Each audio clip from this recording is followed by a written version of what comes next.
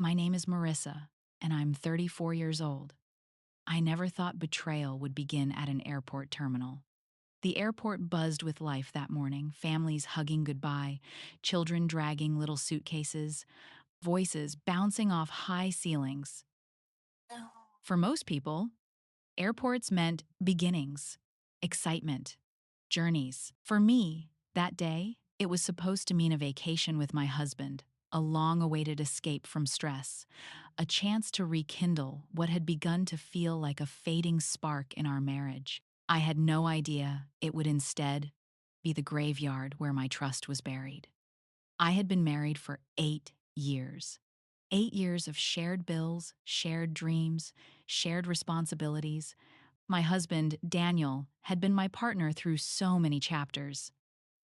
We met young, built our careers together, and finally reached the point where we could afford the luxury of spontaneous getaways.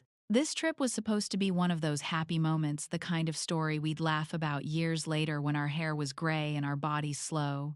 But even before we left for the airport, I had sensed something off in him. He had been distant for weeks, glued to his phone, distracted during dinner, his laughter coming less easily. When I asked if something was wrong, he brushed me off with a tired smile and a quick kiss. Just work, he always said. And I, trusting and perhaps too naive, believed him. That morning, as we packed our bags and drove to the airport, I told myself not to overthink it. Everyone gets stressed. Everyone goes through rough patches. This trip, I thought, would fix it. Sunshine, beaches, long walks together, it would remind us who we were. At least, that's what I told myself. The check-in lines were long, but we moved through them together. He held my hand loosely, his grip distracted. I ignored the unease crawling up my spine. He kept glancing at his phone, typing quickly, slipping it into his pocket whenever I leaned closer. I swallowed the sting of suspicion and forced a smile.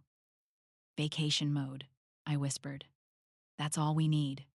We reached security, shuffled through, and finally made it to the gate. Boarding was still an hour away. I let out a breath, relieved. For the first time that morning, I felt a flicker of excitement.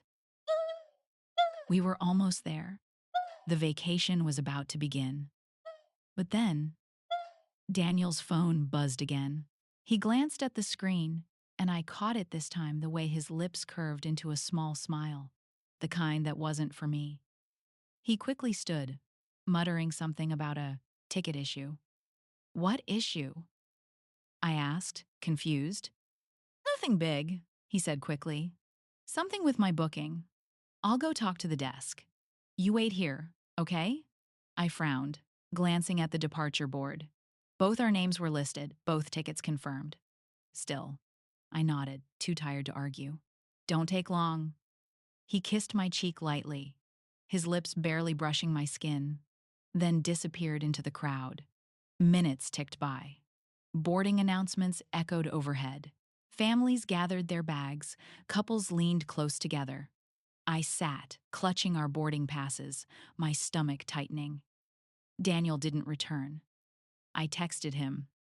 Everything okay? No response. I called. Straight to voicemail. Panic pricked at me. I stood, craning my neck, scanning the sea of travelers. And then I saw him. Across the terminal, near a different gate, he stood with a woman.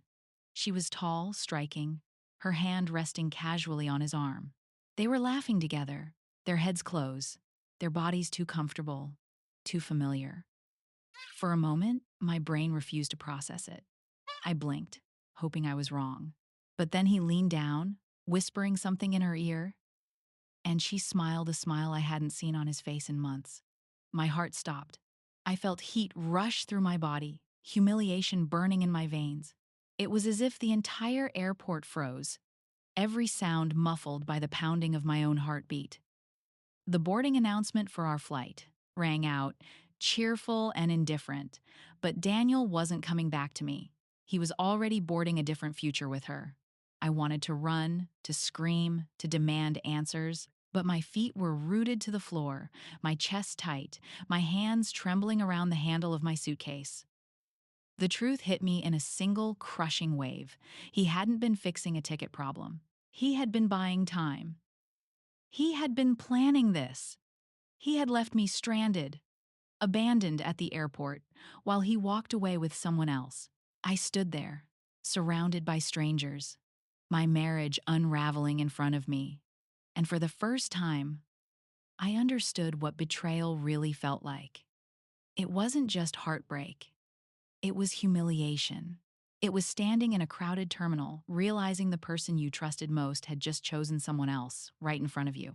But I didn't know that flight would be the last one we were ever meant to take together. It all started with a lie I didn't recognize until it was too late. I stayed seated at the gate, clutching both of our boarding passes like they were lifelines. My eyes kept darting to the departure screen, to the time ticking down toward boarding. Daniel had promised he'd be right back. He had promised it was just a ticket issue. I told myself not to panic. Airports were chaotic. Maybe he had been pulled into a line. Maybe the system flagged his booking. Maybe I was imagining things. I wanted so badly to believe the man I had loved for 8 years wouldn't leave me standing there alone. But as the minutes dragged on, belief grew harder to hold on to. My phone buzzed in my hand, but it wasn't a message from him, it was the airline announcing pre-boarding. I swallowed hard, my throat tight, and sent another text. "Where are you?" "We're boarding." No response. I called again. Straight to voicemail. That's when I stood up. My legs shook as I walked through the terminal, scanning the crowd. Travelers rushed by with bags. Families laughed. Children whined. To them, this was just another day. But for me, every step felt heavier, my chest burning with dread. Then, across the terminal, I saw him. He wasn't at the customer service desk.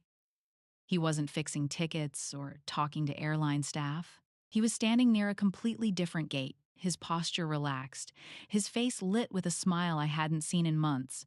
And he wasn't alone. The woman beside him leaned in close, her hand brushing against his arm as though it belonged there. She laughed at something he whispered, her head tilting toward his shoulder with a familiarity that twisted my stomach into knots. My heart dropped into my shoes. It wasn't a mistake. It wasn't a misunderstanding. It wasn't stress from work or a temporary distance in our marriage. It was betrayal, standing right there in front of me, bold and shameless. I froze. For a long, agonizing moment, I couldn't breathe. My body felt numb, like all the blood had drained from me. My ears rang with the sounds of boarding announcements and rolling suitcases, but everything else blurred. All I could see was him and her. The way he leaned in close, the way her eyes lit up when he spoke, the way his smile reached places it hadn't reached for me in years. My husband wasn't fixing a ticket issue. He was boarding a different flight with his mistress. I felt my knees wobble, my hand tightening around the handle of my carry-on just to stay upright. A hot rush of shame burned across my skin as the realization crashed over me. This wasn't an accident. This wasn't sudden. This had been planned. He had brought me here, walked beside me through security, held my hand loosely at check-in, all while knowing he wasn't staying. He had played his role until the very last second, then slipped away with the excuse of a ticket issue, leaving me waiting like a fool while he prepared to leave with someone else. Anger surged, but it tangled with humiliation. So, sharp, it stole my breath. Strangers bustled around me, unaware of the storm breaking inside me, but I could feel their eyes when I staggered, when I whispered his name under my breath, like it might pull him back to me. It didn't. He leaned closer to her, his hand brushing her waist. And then, as if to hammer the final nail into the coffin of my marriage, they laughed together, carefree, oblivious to the woman standing across the terminal whose world was shattering. The speakers crackled overhead. "Final boarding call for Flight 216. Not my flight, not our flight, his flight with her. I tried to move, to run across the terminal and demand answers, but my feet felt anchored to the floor. All I could do was watch as he handed his boarding pass to the agent, the woman at his side smiling like she belonged there. Together, they walked down the jet bridge without looking back. My chest clenched so tightly it hurt. Betrayal wasn't just a broken heart, it was the sound of an airplane door closing, knowing the man you trusted most was on the other side with someone else. I stumbled back to our gate, my seat still warm where I had left it.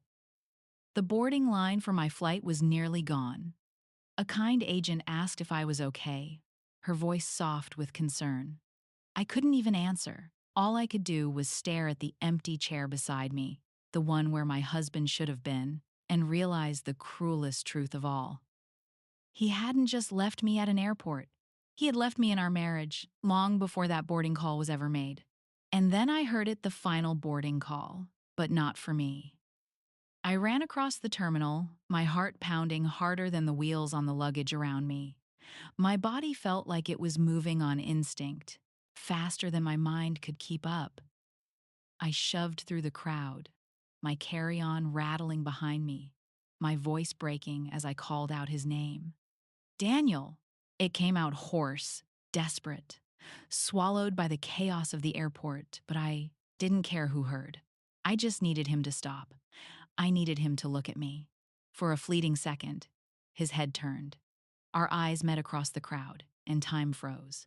My husband, the man I had trusted with my heart and my future, looked at me as though I were a stranger. There was no guilt in his eyes, no shame, just annoyance, like I was an inconvenience interrupting his carefully planned escape. He whispered something to the woman beside him, and she smirked, as if my pain was some sort of inside joke between them. The sight of it hit me harder than any punch could. I reached him just as he handed his boarding pass to the gate agent. My chest was heaving, my hands shaking, but I grabbed his arm and yanked him back. "What the hell are you doing?" I demanded, my voice raw. He pulled his arm away sharply, his face tightening. "Marissa, not here." "Not here?" My voice cracked, disbelief flooding me. "You left me at the gate. You lied to me. And now you're boarding a flight with her?" The woman clung tighter to his arm, her expression smug, as if she had already won. "Maybe you should calm down," she said smoothly, her tone laced with superiority. "Calm down?" I snapped, turning to her, my whole body trembling. "You're with my husband." She only tilted her head, smiling faintly, as if my words were nothing more than noise. The arrogance of it made my vision blur with rage. Daniel stepped between us, his voice low and sharp. "Stop embarrassing yourself, Marissa. You're making a scene." "A scene?" I repeated, my voice breaking into a laugh that sounded more like a sob. "You brought me here for a vacation. You held my hand through security. And now you're leaving me behind? With her? And I'm embarrassing you?" People had started to stare. Travelers slowed their steps, their eyes flicking between us with curiosity, pity, even disgust. I could feel the heat of their judgment pressing in, but I didn't care. Let them see. Let them know what kind of man he was. Daniel's jaw clenched. "This isn't the place. I'll explain later." "No," I said, my voice shaking but firm. "You'll explain now." The gate agent shifted uncomfortably, glancing between us. "Sir, ma'am, the flight is closing. You need to board now if you're coming." He looked at the woman, then back at me, his eyes cold. And in that moment, I knew the truth. There was no explanation, no excuse, no hidden reason that could make this right. He had already chosen. "Marissa," he said flatly, "you're overreacting. Go home. We'll talk when I get back." The woman beside him squeezed his arm, her eyes gleaming with victory. My chest caved in, my breath catching. The entire world tilted, spinning, as humiliation settled like lead in my veins. I wanted to scream, to claw at him, to beg him to remember the years we had built together. But as I looked at his face so cold, so dismissive, I realized begging wouldn't bring him back. The gate agent called again, impatient now. Final call. And just like that, he turned his back to me. He walked down the jet bridge with her, their figures growing smaller with each step until they disappeared completely. I stood there, frozen, surrounded by strangers whose eyes were filled with pity. My hands shook so badly I almost dropped my boarding passes. The sound of the plane door closing echoed through my chest like a coffin lid slamming shut. A woman nearby touched my shoulder gently. "Are you all right?" she asked softly. But I couldn't answer. I couldn't even move. My world had collapsed in the middle of a crowded terminal, and I was left to pick up the pieces alone. And in that moment, I realized he had chosen her over me right in front of everyone. The airport became less of a terminal and more of a tomb for my marriage. I sat back down at the gate, but it no longer felt like the same place. Just an hour ago, I had, and full of anticipation, ready for a getaway with the man I thought I knew. Now, the chair beneath me felt like a witness to my humiliation, holding the weight of my broken heart. People still bustled around me, boarding flights, sipping coffee, calling loved ones, but I was frozen, locked in a reality I didn't want to accept. The flowers in the shops looked too bright, the laughter of children too sharp. Everything felt out of sync, like the world had kept moving while mine had come to a halt. I clutched my carry-on tighter, as if holding onto it might keep me from collapsing entirely. I replayed every moment in my head, like scenes from a movie I suddenly understood differently. His distant behavior, the late nights at the office, the sudden business trips that never quite added up. The way his phone seemed glued to his hand, his screen turned away whenever I walked into the room. I had noticed. Deep down, I had noticed. But I had wanted so badly to believe the best, to believe that stress explained it, that love, once built, was unbreakable, that a vacation could fix what was unraveling. But the truth was sharp, and it cut through me. Daniel hadn't just left me at an airport. He had been leaving me for months, piece by piece, lie by lie. The announcement for my own flight came over the speakers. "Now boarding." I stared at the gate, my boarding pass still in hand, my suitcase by my side. That was supposed to be our trip, our escape. But now, it was just another reminder of what I no longer had. I didn't move. I couldn't. The idea of stepping onto that plane alone felt unbearable. So I sat there, letting the passengers file in, one by one, until the door closed. The sound echoed through me, sealing not just the flight, but the life I thought I had. My phone buzzed on the seat beside me. For a brief second, my heart leapt, hoping it was him, an apology, an explanation, something. But when I looked, the screen was blank of messages from him. Just emails, promotions, spam, nothing that mattered. I wanted to scream, to stand in the middle of the terminal and demand the universe explain why. Instead, I buried my face in my hands, the tears coming fast and hot. Strangers passed me by, some pretending not to see, others casting pitying glances I couldn't bear. The humiliation stung more than the heartbreak. To be left so publicly, so deliberately. To be made a fool not in private, but in front of hundreds of strangers. It was as if he had wanted me to know, wanted me to see him choose her. And that was when the sickness hit me, because I realized he hadn't slipped into this affair. He hadn't fallen into it by mistake. He had planned it, every step. From the ticket issue lie to the timing of the flights. He had orchestrated the moment I would be left behind, abandoned and humiliated. That was the part that broke me most, not the betrayal itself, but the cruelty of how it was delivered. Hours passed before I finally gathered myself enough to stand. My legs felt heavy, my body numb, but I forced myself to move. I dragged my suitcase out of the terminal, every step echoing in my ears. Outside, the air was cold, sharp against my tear-streaked face. I didn't call him. I didn't text. What would be the point? He had made his choice, and now I had to decide what mine would be. On the ride home, the city blurred past the window, my reflection staring back at me like a stranger. The woman in the glass wasn't the same one who had packed a suitcase that morning with hope in her heart. She was someone else now, broken, yes, but also beginning to burn with something deeper: anger. Because humiliation can break you, but it can also wake you up. And as I stared at myself in that reflection, I knew this wasn't the end of my story. But if he thought leaving me at an airport was the end of my story, he was wrong. Humiliation gave way to anger, the kind that burns hotter than heartbreak. By the time I got home that night, my tears had dried into salt on my cheeks. The pain was still there, sharp and raw, but beneath it, something darker had started to rise. Every mile between the airport and my front door had stripped away another layer of sorrow, leaving only fury behind. I dropped my suitcase in the hallway, the sound echoing in the emptiness of the house. This was supposed to be the house we returned to after our trip, filled with laughter and stories about beaches and cocktails.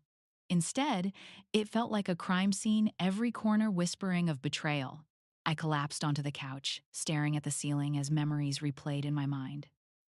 His excuses, his late nights, the way he had been glued to his phone, how blind I had been, how easily I had swallowed the lies.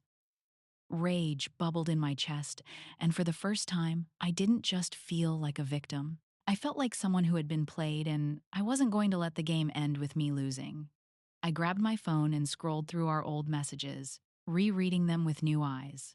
So many conversations that once seemed innocent now screamed of deceit. Working late tonight. Flight was delayed. Don't wait up. All of it. Lies wrapped in casual texts. I moved to his emails next. He had once given me the password for emergencies, never imagining I would use it against him. I typed it in, my hands trembling, and suddenly I was staring at his inbox. Dozens of emails, hotel bookings, receipts, flights that matched the times he had claimed to be away for work. The truth was uglier than I imagined. He hadn't just cheated, he had built an entire parallel life with her, funded by money from our joint accounts. I saw the charges: expensive dinners, designer gifts, weekends in cities we had once dreamed of visiting together. He had taken what was ours and given it to her. My stomach turned, but my anger sharpened. This wasn't just betrayal, this was theft. I snapped. Photo after photo of the evidence, storing it safely, every receipt, every booking, every damning detail. My hands shook, but my resolve grew steadier with each click of the camera.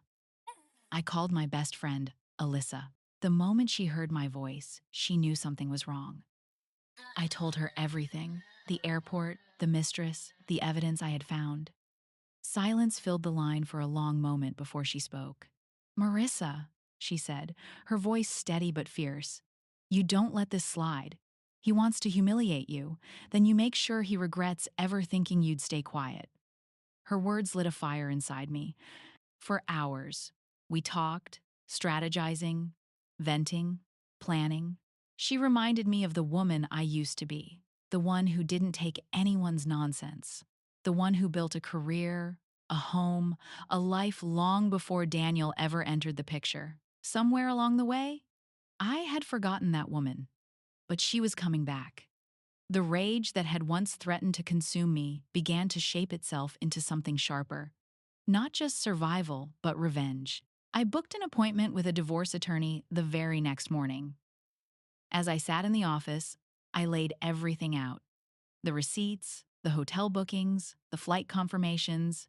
The attorney's eyes widened as I showed her each piece of evidence. "You've got a strong case," she said, tapping her pen against the desk. "If he's been using marital funds for this affair, we can go after him hard. But I need you to keep gathering proof. Don't confront him yet. Don't let him know what you know." I nodded, a strange sense of power filling me. For the first time since the airport, I wasn't just the abandoned wife, sitting in humiliation. I was preparing for battle. That night, I lay in bed staring at the ceiling, my anger steady and cold now. I thought of his face, the way she smirked, as though she had already won. But this wasn't over. Not even close. And that night, I promised myself if he wanted war, he would get one. Back home, The walls of our house felt like crime scenes. Every room I walked into felt different, tainted. The couch where we once watched movies together, the dining table where we had shared meals, even the bed where I had once believed I was safe, all of it now seemed soaked in lies. It wasn't a home anymore, it was evidence. I started in his office. The space smelled faintly of cologne and printer ink, just as it always had. But this time I looked at it with new eyes. His desk drawers were filled with the usual clutter pens, notebooks, paper clips, but tucked beneath folders of work documents, I found them. Receipts. Crumpled, but still clear enough to read. Hotels in cities he had no reason to be in. Jewelry stores. Dinners at places I had begged him to take me to, only to be told they were too expensive. My hands trembled as I spread them across the desk. The truth laid out in black and white. He hadn't even been careful. He had left his betrayals scattered through our home like breadcrumbs, almost daring me to find them. I moved to the closet next. His clothes hung neatly, but behind them, stuffed into the pocket of a jacket, I found another clue. A boarding pass with her name on it. The Mistress. My breath caught in my throat as I stared at it. Proof not just of the affair, but of how bold he had become. He wasn't hiding her anymore. He was traveling with her, parading her across airports, booking trips like she was the rightful partner, while I was the fool left behind. I snapped pictures of everything, each click of the camera roll on my phone sounding like justice in the making. Then I checked his nightstand. Tucked under a book, I found a hotel loyalty card. My stomach turned when I realized how many points he had earned, points that had been bought with our money, our savings, our life together. He had used me as his cover, our marriage as his shield, while building a fond, secret life with her. I sat on the edge of the bed, the weight of it pressing down on me. Anger burned hot in my veins, but beneath it, grief twisted like a knife.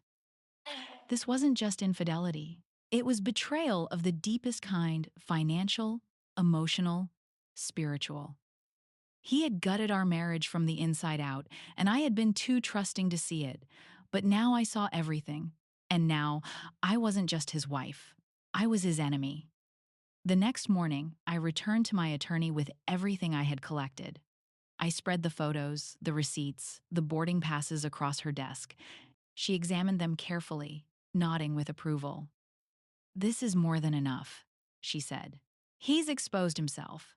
We can use this to prove misuse of marital assets. It'll strengthen your case significantly." Her calm confidence steadied me. She explained step by step how we could build the divorce around financial misconduct and infidelity, ensuring I came out not just intact but stronger. Every word she spoke was a reminder. I wasn't powerless. Walking out of her office, I felt something I hadn't felt in weeks: control. Still, the pain lingered. That night, as I walked through the house, I touched the picture frames on the wall: wedding photos, family vacations, milestones that once felt unshakable. They all looked different now, cracked illusions staring back at me. But instead of breaking me, the sight hardened me. Because this wasn't the end of me. It was the beginning of his downfall. I opened my journal and began writing everything down: every date, every suspicion, every discovery. My hand cramped from scribbling, but I didn't stop. If he wanted to play games, I would bring the rulebook and the receipts. For the first time, I stopped asking, "Why did this happen to me?" and started asking, "What am I going to do about it?" The answer was simple: fight. And little did he know, I was already building my case. His betrayal was a wound, but my preparation became my armor. The house no longer felt like mine, it felt like a vault, stuffed with secrets I had yet to uncover. And I was determined to crack every lock, no matter how deep he had buried them.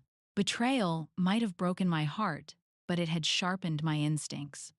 I started with our shared accounts. He had once been careless, leaving passwords written in a notebook for emergencies. At the time, it had felt like trust.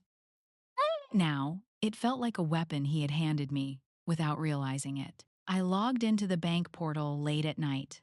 the glow of the screen casting eerie shadows across the room. What I saw made my stomach twist. Transactions upon transactions, lavish dinners, high end jewelry, hotel stays, airline tickets, all within the last 2 years. I scrolled further, my jaw tightening as the numbers grew. Thousands of dollars, tens of thousands, money that had once been earmarked for a new car, for home renovations, for our future. All spent on her. Every line item was another knife, but I refused to let it cut me down. Instead, I documented everything: screenshots, statements, printouts. My digital folder grew thicker by the hour, each file a brick in the wall I was building against him. Then I moved to our credit card statements. Same story. Designer boutiques I'd never set foot in. Restaurants he had claimed were too expensive when I suggested them. Trips during weekends when he'd said he was working overtime. The boldness of it almost impressed me. Almost. The final blow came when I checked our joint savings. A large withdrawal stared back at me enough money to fund a down payment on a house. My chest tightened as the truth settled in. He wasn't just cheating. He was preparing to build a life with her, using my sacrifices to bankroll their fantasy. Rage surged, hot and heavy, but it carried clarity with it. This wasn't just about betrayal anymore. This was war. I shared everything with my attorney the next day. Chair, tapping her pen thoughtfully against the desk. This, she said, gesturing to the mountain of evidence, is more than infidelity. It's financial misconduct. Courts don't take kindly to that. Her words steadied me. I wasn't powerless. I wasn't voiceless. He had underestimated me, assuming I would cry, collapse, maybe scream, but never fight. He had no idea who he was dealing with. That night, I couldn't sleep. My mind was alive, buzzing with memories and realizations. Every fight we'd had over money, every time he'd made me feel guilty for wanting something small, every moment I had cut corners so we could save all of it, had been for nothing. Worse than nothing. It had been for her. I remembered sitting at our kitchen table months earlier, clipping coupons to make our grocery bills stretch, while he had been slipping away to five-star restaurants. I remembered saying no to a girls' weekend with Alyssa because we couldn't afford it, while he had been flying across the country for his stolen getaways. The anger burned deeper than I thought possible, but it didn't consume me. It fueled me. I called Alyssa again, spilling everything. She listened quietly, then said the words I needed most. Good. Now you know everything. Now you can destroy him. Destroy. The word echoed in my chest. Not just revenge, justice. He had tried to humiliate me, discard me, erase me. But I would make sure the world saw him for who he truly was. In the days that followed, I grew bolder. I tracked his social media, cross-referencing posts with receipts. There she was, tagged in photos of business trips, her smile wide as they dined in restaurants I had begged to try. Every image was another nail in his coffin. Piece by piece, I was dismantling the fantasy he had built. Every secret he had tried to hide was now mine to use. And soon, it wouldn't just be me who knew the truth. It would be the courts, our families, our friends. Thought no longer filled me with sorrow. It filled me with power. I wasn't just the wife he abandoned at the airport anymore. I was the woman who would ruin him. And soon he would learn what it meant to betray the wrong woman. The confrontation I once feared, I now craved. Days passed before Daniel finally walked back through the front door, luggage rolling behind him, the faint scent of hotel soap clinging to his clothes. I was waiting for him not by accident, but deliberately. I sat in the living room, calm, collected, a glass of water in my hand and a folder of documents hidden just out of sight. The man who had abandoned me at the airport looked surprised to see me there, as though he expected me to be gone, broken, hiding from the world. But instead, I was steady, my back straight, my eyes cold. "Marissa," he said cautiously, his voice dipping into that familiar tone he used when he was about to lie. "I didn't expect you home so soon."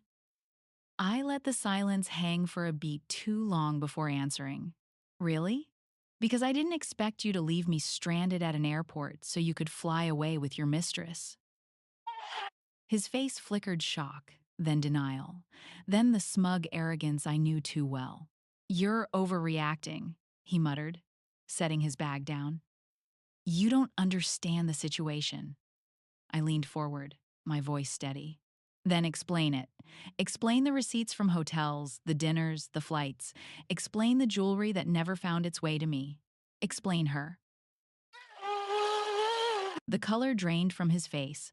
For once, he had no smooth excuse, no quick deflection. He opened his mouth, closed it again, then finally said, "You've been spying on me."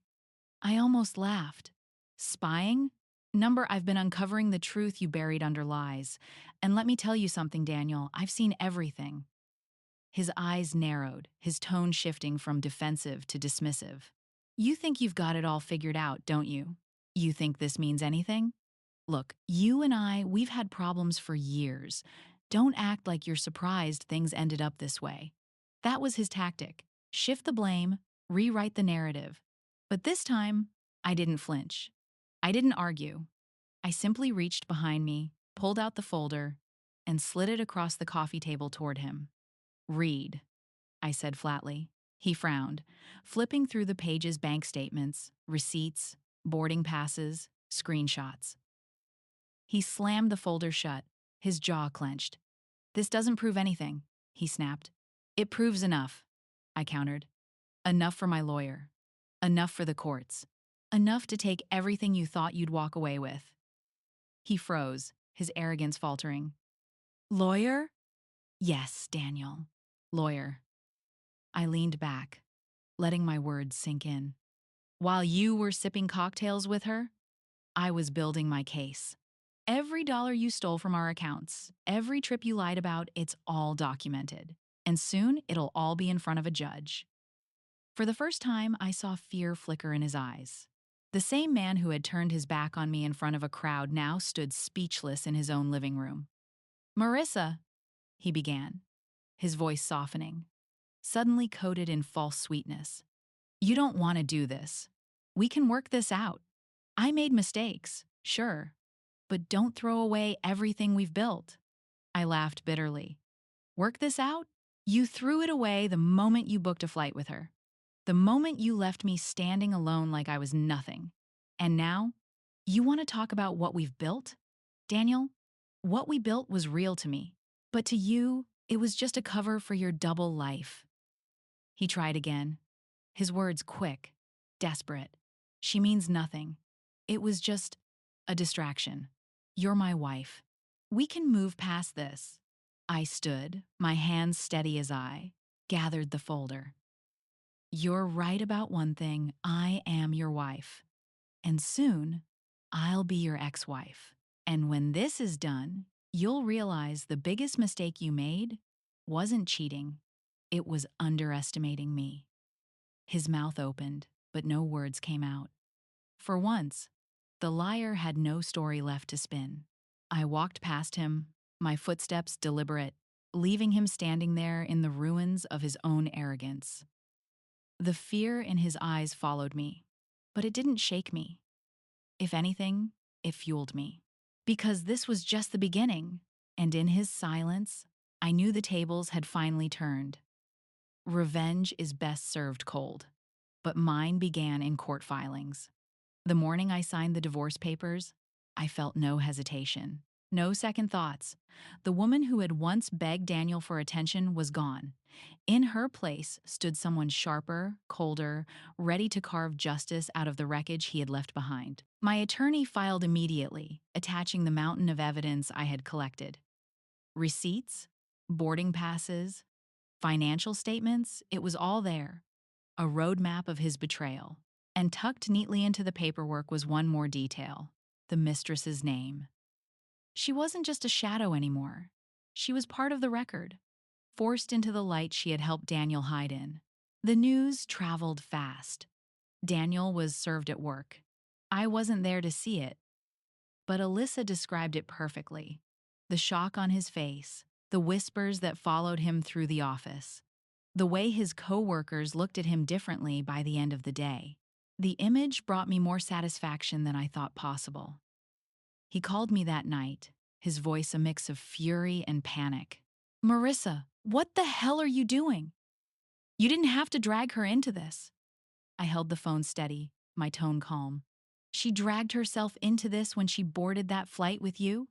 Actions have consequences, Daniel, for both of you." He sputtered, searching for control, but I ended the call before he could find it. The hearings began weeks later. Walking into the courtroom, I felt a mix of dread and power. My hands shook, but my chin stayed high. Daniel sat across from me, his expensive suit doing little to hide the sweat on his brow. The mistress sat behind him, her posture stiff, eyes darting as whispers rippled through the room. For once, the spotlight wasn't on me, it was on them. And I reveled in it. My attorney laid everything out with precision. Every hotel receipt, every extravagant dinner, every suspicious withdrawal, piece by piece. The life Daniel thought he had hidden unraveled in front of strangers. He tried to maintain his composure, but with each page presented, his mask slipped further. The mistress's name was read aloud multiple times, each mention slicing through the room like a knife. I watched her shift uncomfortably, her confidence crumbling as the court dissected their affair. She had once smirked at me in an airport terminal. Now, she couldn't even meet my gaze. Daniel's lawyer tried to spin a story of misunderstandings and marital strain, but my evidence was a fortress. Every lie he had built collapsed under the weight of truth. During one recess, he tried to approach me. "Marissa, please. We don't have to do this publicly. Let's settle quietly. Think of our reputations." I stared at him, my voice low but sharp. "You weren't thinking of our reputation when you left me stranded at an airport. You weren't thinking of our marriage when you poured our savings into her. Don't talk to me about reputation now." He flinched, his arrogance shrinking into desperation. Outside the courtroom, whispers spread. Friends who once thought we were the perfect couple began to see the cracks. His family, ashamed, reached out to me in quiet support. The mistress's own circle distanced themselves from her. The golden image he had built was tarnished, and I was the one holding the mirror. Each hearing strengthened my resolve. I wasn't just fighting for money, I was fighting for justice, for dignity, for every woman who had ever been silenced by betrayal. And Daniel knew it. I could see it in his eyes each time we locked gazes across the courtroom. He had expected me to collapse. Instead, I stood taller than I ever had, and he was the one crumbling. And for the first time, I felt like justice was within my reach. His arrogance crumbled faster than his lies. The courtroom was colder the day Daniel took the stand. He straightened his tie, adjusted his cuffs, and forced a smile, like a man who believed charm could erase months of betrayal. For years, I had watched that same smile bend reality in his favor, winning over bosses, calming arguments, disarming suspicion. But this time, the smile looked brittle, like glass ready to shatter. His lawyer began with soft questions, painting him as a hardworking husband caught in misunderstandings. Daniel leaned into the performance, his voice smooth, his tone carefully measured. He spoke about long hours at the office, stress at home, and feeling distant. He admitted to spending more money than he should have, but insisted it was for work-related purposes. When asked about the mistress, he smirked faintly, then feigned innocence. "She's a colleague. We traveled together, yes, but for professional reasons. There was no affair." The audacity nearly made me laugh. He was really going to stand there, under oath, and claim she was just a coworker, even after everything I'd uncovered. My attorney rose slowly, her presence commanding, as she walked to the center of the room. "Professional reasons, you say?" she asked, her voice sharp but calm. "Yes," Daniel replied, his jaw tight. She clicked a remote, and the courtroom screen lit up with a photo. Daniel and the mistress, arms around each other at a resort pool, drinks in hand, the ocean behind them. Courtroom.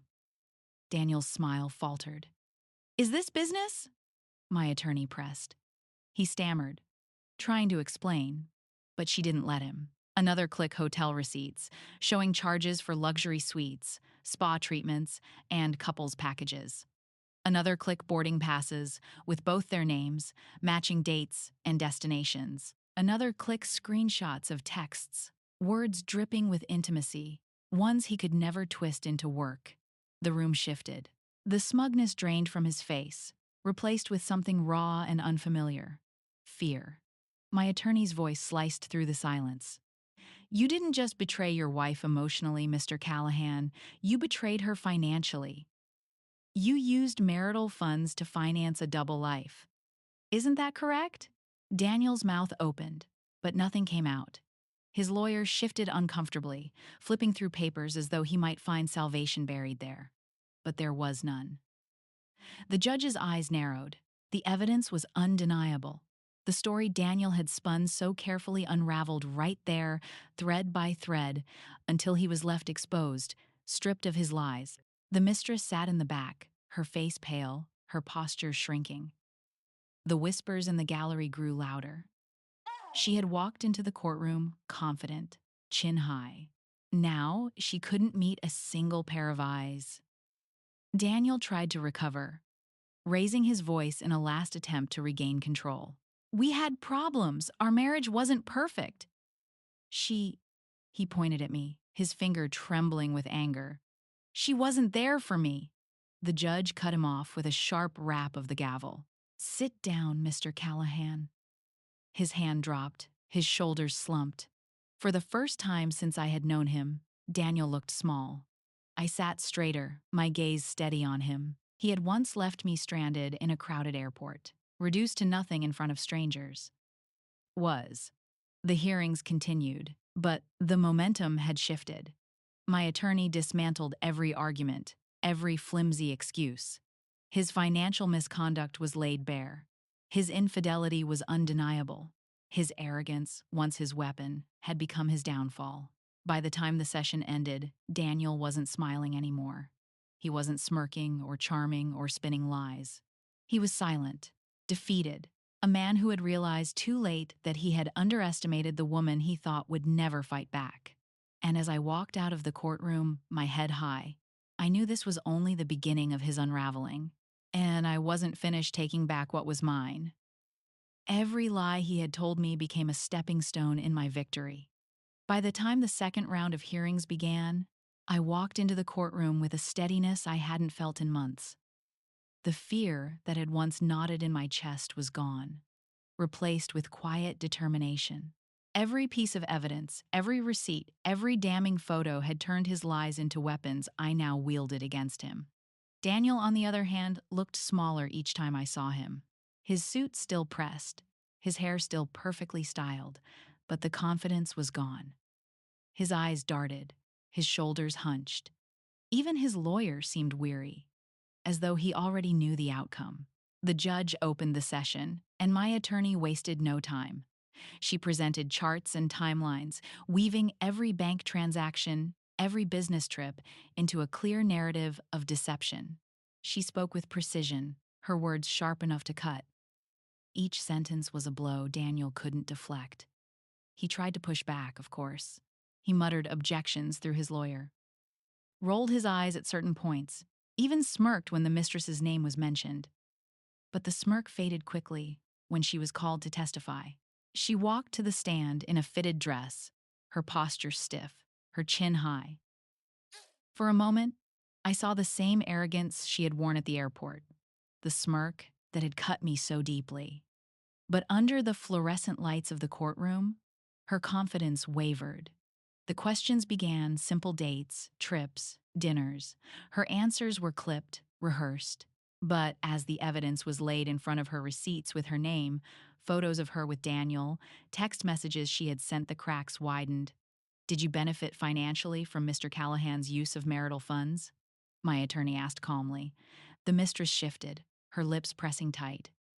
I didn't know where the money came from. But you accepted the gifts, the trips, the jewelry, the dinners. Um, she swallowed hard, her voice barely audible. Yes. The gallery stirred, whispers swirling like wind. The smirk was gone now, replaced with flushed cheeks and trembling hands. I watched in silence, my face calm, my heart pounding with a quiet satisfaction. Months earlier, I had been the one humiliated in public. Now, it was her turn. Daniel sat rigid, his fists clenched on the table. I knew he hated this, not just the exposure, but the fact that his mistress, his carefully chosen secret, was now being forced to admit everything under oath. By the end of the testimony, there was no doubt left. The judge's expression said it all. Daniel wasn't just an unfaithful husband. He was a man who had stolen from his own marriage to live a lie. The proceedings dragged on for hours, but the outcome grew clearer with each passing minute. My attorney argued for spousal support, division of assets, and penalties for financial misconduct. Daniel's lawyers sputtered weak objections, but none of them stuck. When the judge finally adjourned for the day, the weight of it hit Daniel hard. He stood slowly, his face pale, his body slumped. The arrogance that had once carried him through life had collapsed under the weight of truth. Outside the courtroom, he tried to corner me. His voice was low, desperate, trembling with a panic I had never heard before.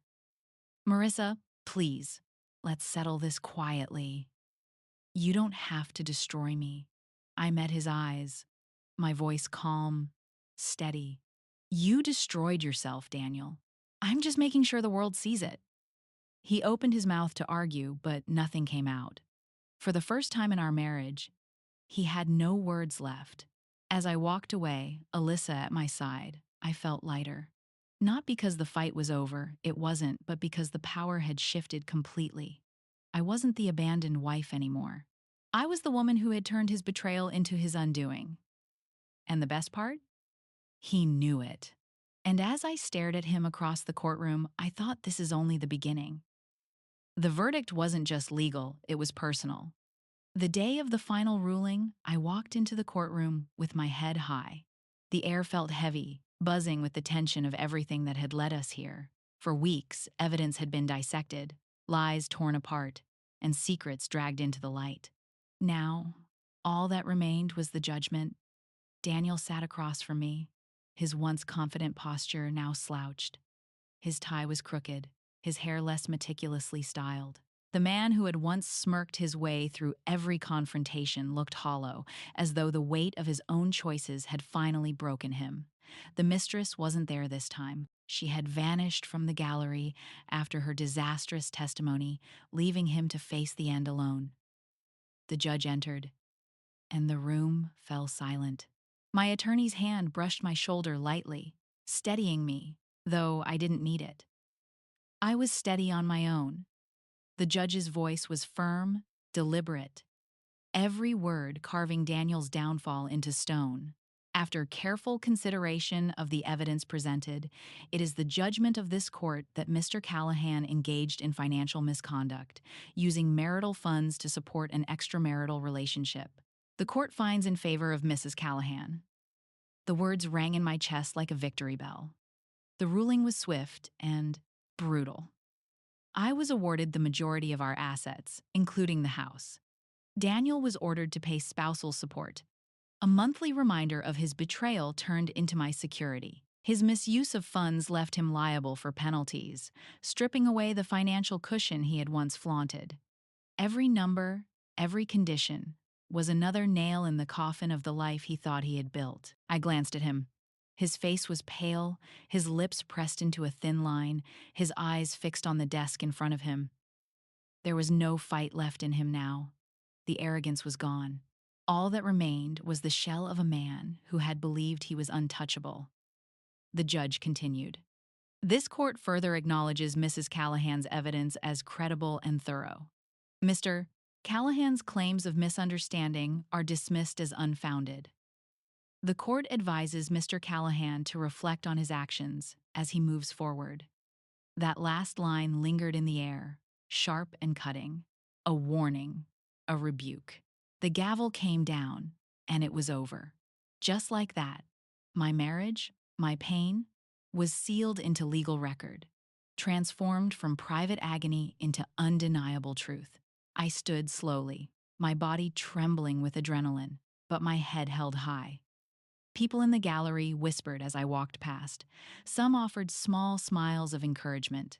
Others simply looked at Daniel with pity or disgust. He didn't look at me. He couldn't. Outside, the air felt different, lighter. I breathed deeply, the first real breath I had taken since that day at the airport. Alyssa hugged me tightly, whispering, "You did it." And she was right. I had done it. I had taken the pain, the humiliation, the betrayal, and turned it into justice. But more than that, I had taken back myself. For so long, I had been defined by him, by his choices, his lies, his betrayals. But now, as I stepped out of the courthouse, I realized I wasn't walking away as his wife or his victim. I was walking away as me, stronger, sharper, free. Daniel, meanwhile, walked out a different door, surrounded by whispers, his reputation shredded, his finances gutted. The man who had once left me behind was now the one left behind himself by his mistress, by his family, by the life he thought he controlled. The irony wasn't lost on me, and as I stood there, feeling the sun warm my face, I realized this was more than just the end of a marriage. It was the beginning of a new story, one where I was no longer defined by his betrayal, but by my survival. And in that freedom, I discovered the woman I was always meant to be. For the first time in years, the silence was peaceful. After the storm of court hearings and confrontations, the quiet that followed didn't feel suffocating anymore. It felt like freedom.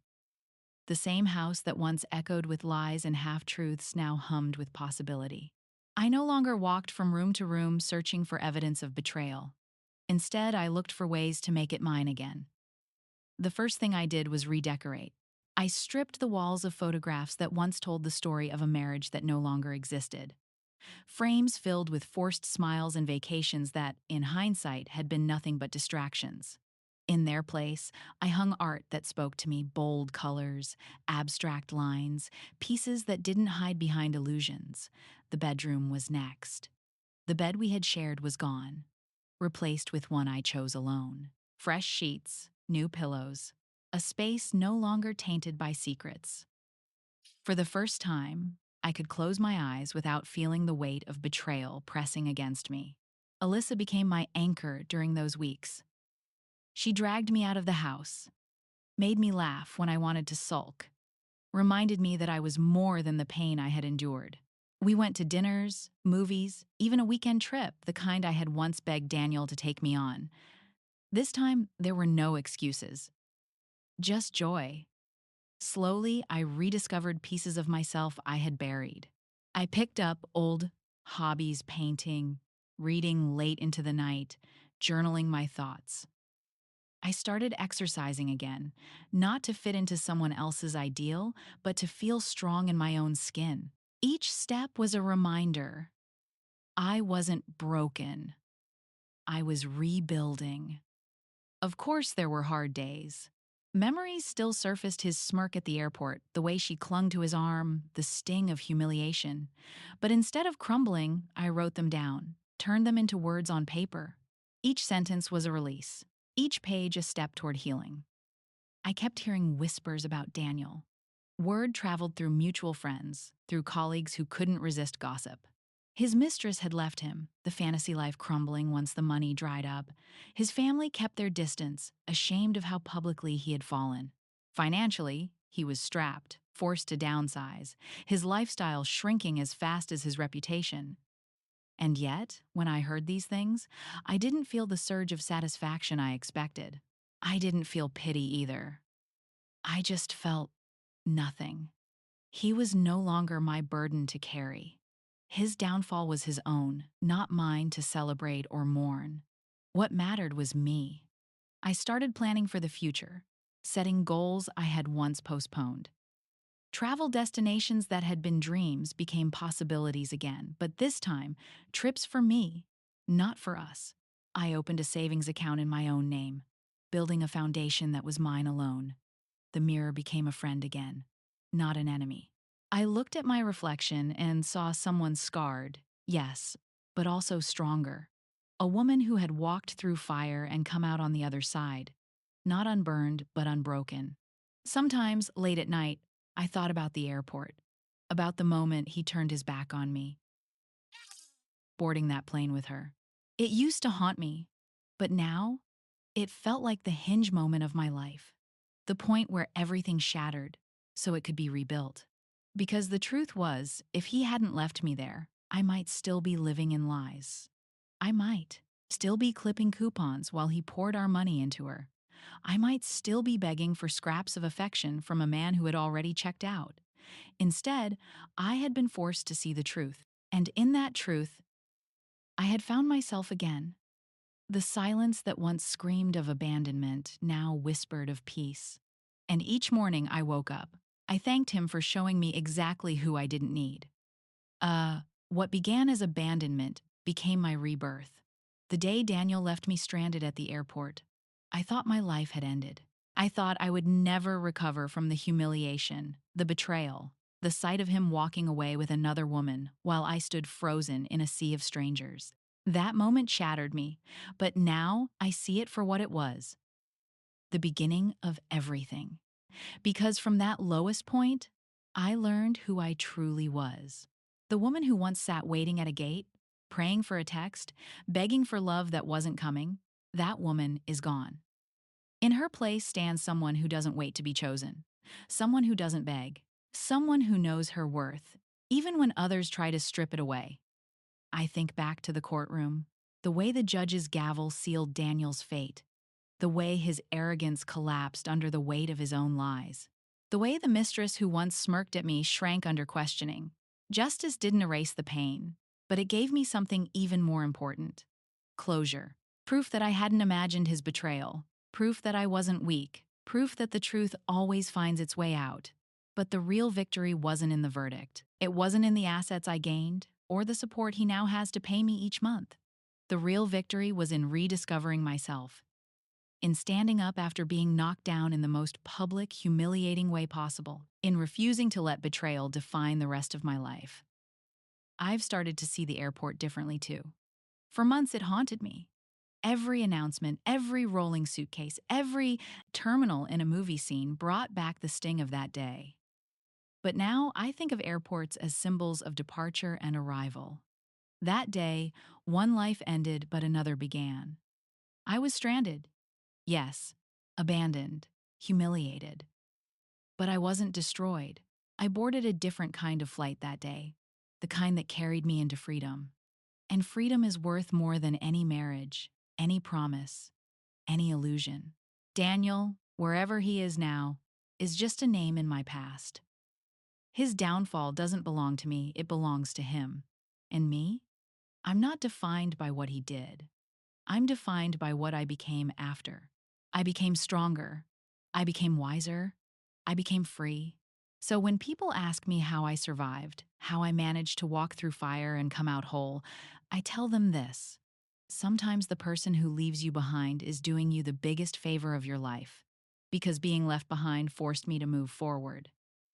Because in the end, being left behind was the best thing that ever happened to me.